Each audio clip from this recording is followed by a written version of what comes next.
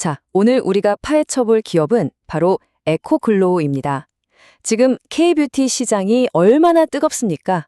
그런데 이 회사는 좀 이상해요. 전혀 다른 길을 걷고 있거든요. 대체 왜 그런지 지금부터 그 속사정을 한번 들여다보겠습니다. 아니 진짜 이상하지 않나요? K뷰티는 역대급 호황이라는데 왜 이주성만 곤두박질 치는 걸까요? 이게 바로 오늘 우리가 풀어야 할 핵심 미스테리입니다. 주어진 자료들을 바탕으로 그 화려한 껍데기 속에 뭐가 숨어 있는지 샅샅이 파헤쳐 보겠습니다. 자, 그럼 어떤 순서로 이 미스터리를 풀어갈지 한번 보시죠.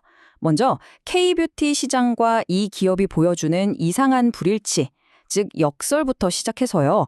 그 다음엔 사업 모델이 얼마나 불안한지, 재무 상태는 어떤지 깊숙이 들여다볼 겁니다.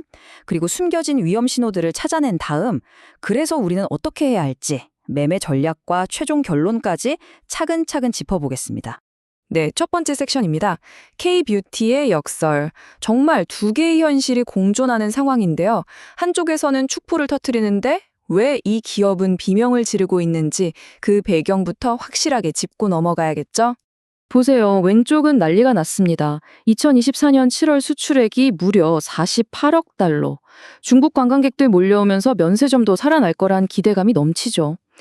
그런데 오른쪽 에코글로우는 어떻습니까? 주가는 고점 대비 반토막 이상 낮고 만성적인 적자에 허덕이고 있어요.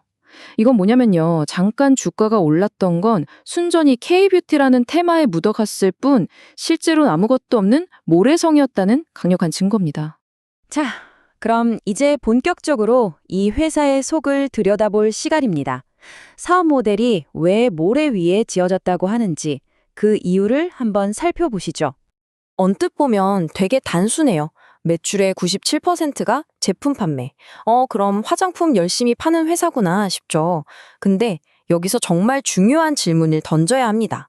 그래서 그걸 대체 누구한테 파는데? 이겁니다. 와, 바로 이겁니다. 이 그래프가 모든 걸 말해주죠. 화장품 매출의 62% 이상이 단 한 곳, LG생활건강에서 나옵니다. 이게 무슨 뜻이겠어요? LG생활건강이 이제 그만 하면 회사가 휘청거리는 말 그대로 목숨줄을 한 곳에 맡겨놓은 상황인 겁니다. 이 회사의 역사를 보면 정체성이 뭔지 모르겠어요.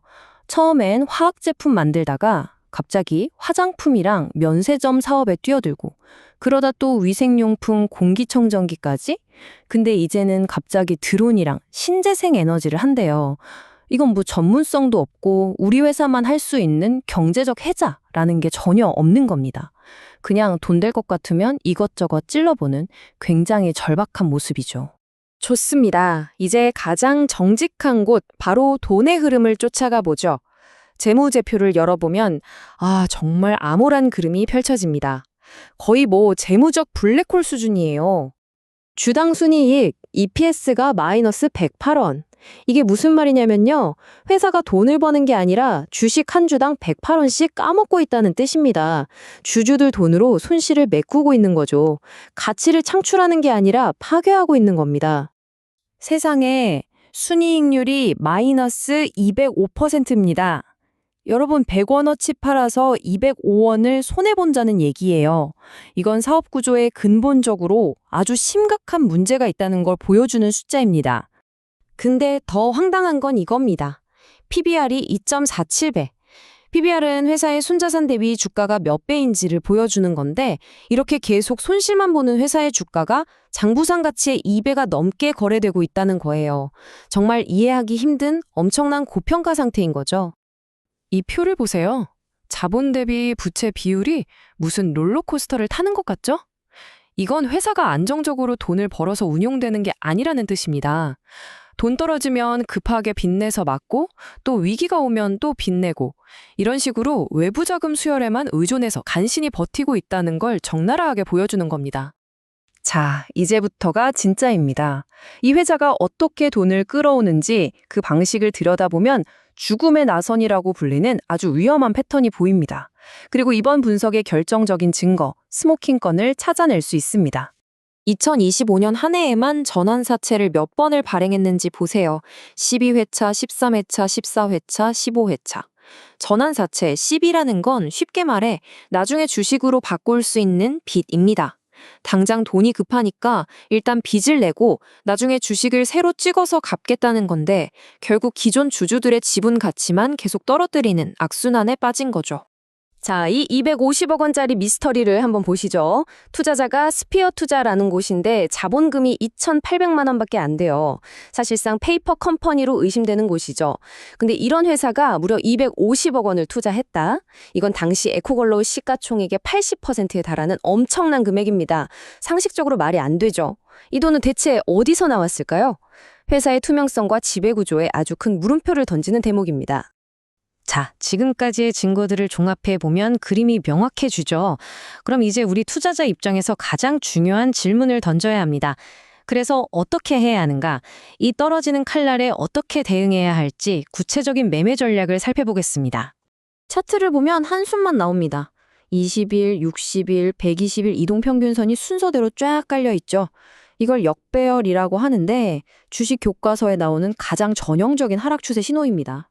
우리가 지금까지 분석한 펀더멘털의 문제가 차트에 그대로 반영되고 있는 거죠.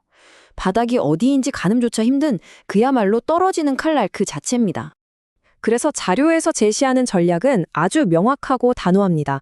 첫째, 신규 진입. 절대로 안 됩니다. 싸 보인다고 들어갔다간 지하실을 구경하게 될 수 있어요. 둘째, 혹시 물려있는데 잠깐 반등이 나온다?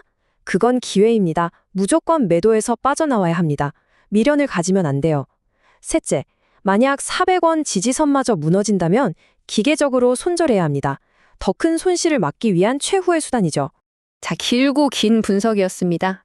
이제 이 모든 증거들을 모아서 에코글로우라는 사건 파일에 대한 최종 판결을 내려보겠습니다.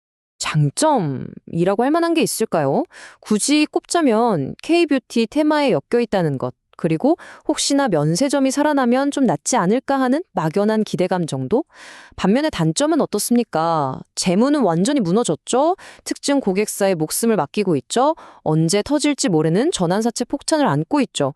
심지어 지배 구조도 의심스럽습니다. 이건 뭐 비교 자체가 무의미한 수준입니다. 그래서 자료의 결론은 명확합니다. 인용하자면 강력 매도, 그리고 신규 진입 절대 금지. 한치의 망설임도 없는 아주 단호한 의견입니다. 이 에코글로우 사례는 우리에게 아주 중요한 교훈을 줍니다. 기업이 내세우는 그럴듯한 이야기가 얼마나 위험한 현실을 감추고 있을 수 있는지를요. 자, 그럼 이런 질문을 던져볼 수 있겠죠? 지금 시장에 떠도는 수많은 테마주들 중에 제2의 에코글로우처럼 비슷한 위험을 숨기고 있는 종목은 과연 얼마나 될까요? 그리고 우리는 그 화려한 포장지를 뜯어보고 속을 들여다보는 눈을 어떻게 키울 수 있을까요?